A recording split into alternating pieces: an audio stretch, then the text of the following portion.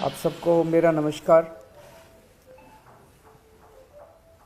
जैसे दिल्ली के अंदर शिक्षा के क्षेत्र में बहुत बड़ी क्रांति हो रही है, दिल्ली में सरकारी स्कूलों का कायाकल्प किया जा रहा है, वैसे ही वही पूरा प्रोसेस अब पंजाब में शुरू हो गया है।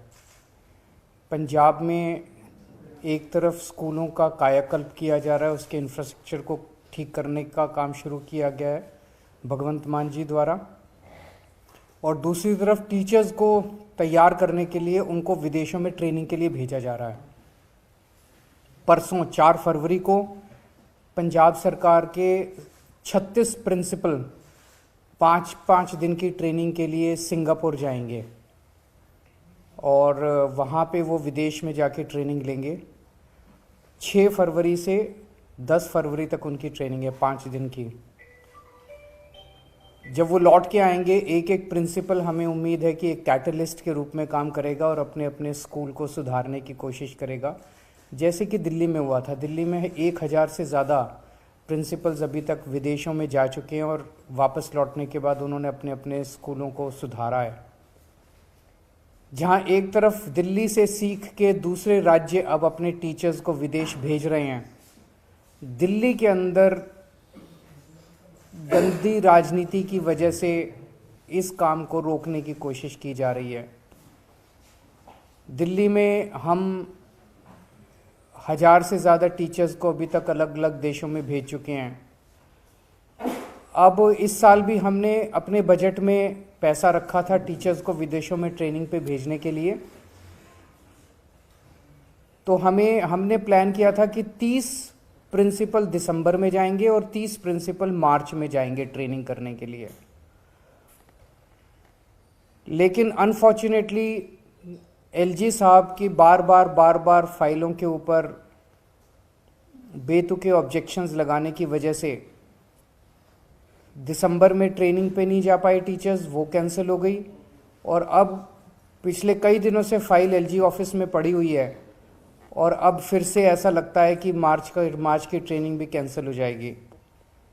हमने एलजी साहब के पास 25 अक्टूबर को फाइल भेजी थी पहली बार। 15 दिन फाइल रखने के बाद उन्होंने 3 ऑब्जेक्शन लगा के 10 नवंबर को फाइल वापस भेजी। हमने जब वो ऑब्जेक्शन पूरे करके दोबारा फाइल उनके पास भेजी तो 9 जनवरी को उन्होंने 2 और ऑब्जेक्शन लगा के फिर फाइल वापस भेज दी। अब हमने वो भी ऑब्जेक्शन दूर करके 20 जनवरी को दोबारा फाइल उनके पास भेजी है। अभी तक फाइल का कोई अता पता नहीं है।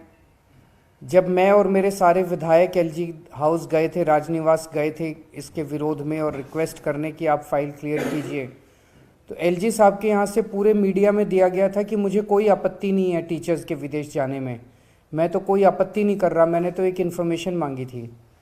अगर वो आपत्ति नहीं कर रहे तो फिर 15 दिन से फाइल उनके दफ्तर में क्यों पेंडिंग पड़ी हुई है, उन्होंने क्यों नहीं क्लियर किया? इस सिलसिले में मैं ये कहना चाहता हूँ कि कानून में, संविधान में साफ साफ लिखा है LG is bound by add and advice of council of ministers. इसका मतलब ये होता है कि फाइलें एलजी के पास नहीं जानी चाहिए। जैसे दूसरे राज्यों में भी ये लिखा हुआ है कि governor is bound by add and advice of council of ministers. केंद्र सरकार में लिखा है president is bound by add and advice of council of ministers. तो केंद्र सरकार में भी फाइलें नहीं जाती प्रेसिडेंट के पास, राज्यों में फाइलें नहीं जाती गवर्नर के पास।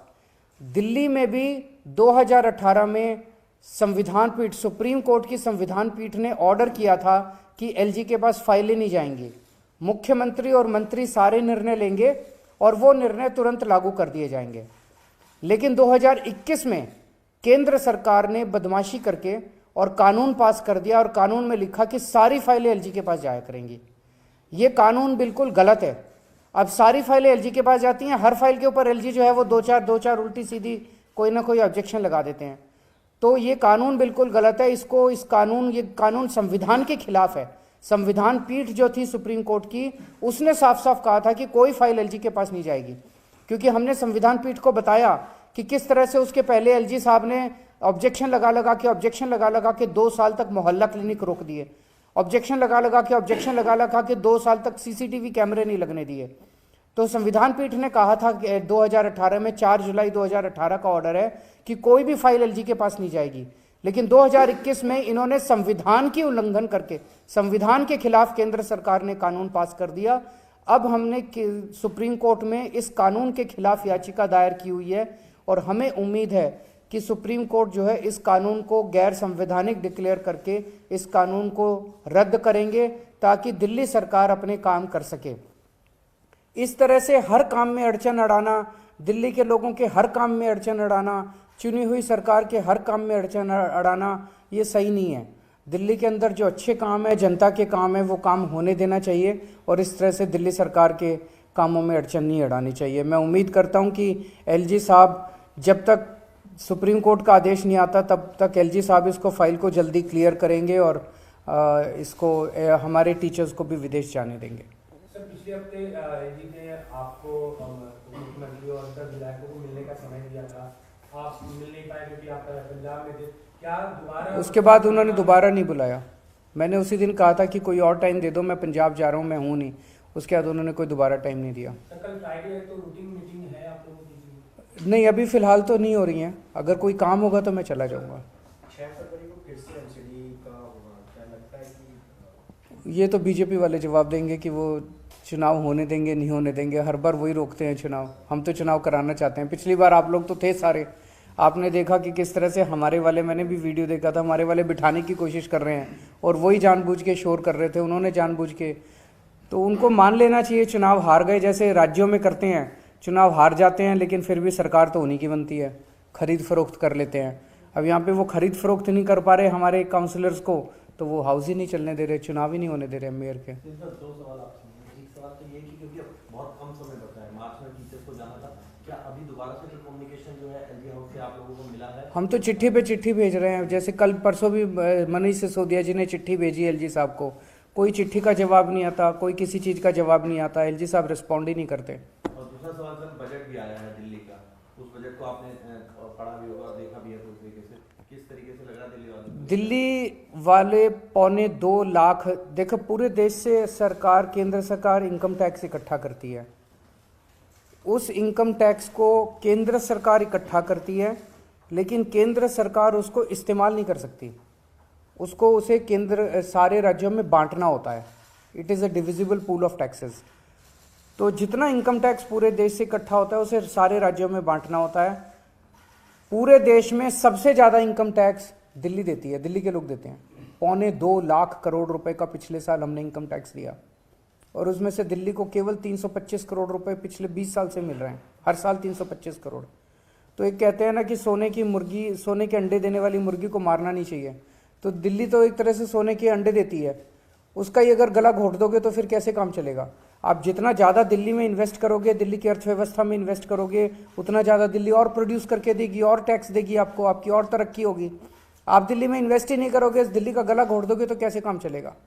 दूसरा, कल बजट में केंद्र सरकार ने देश के जितने नगर निगम हैं, म्यूनिसिपैलिटी है, म्यूनिसिपल कॉरपोरेशन है, म्यूनिसिपल काउंसिल है, छोटे बड़े जितने नगर निगम हैं, सारे नगर निगमों को पैसा दिया पूरे देश में।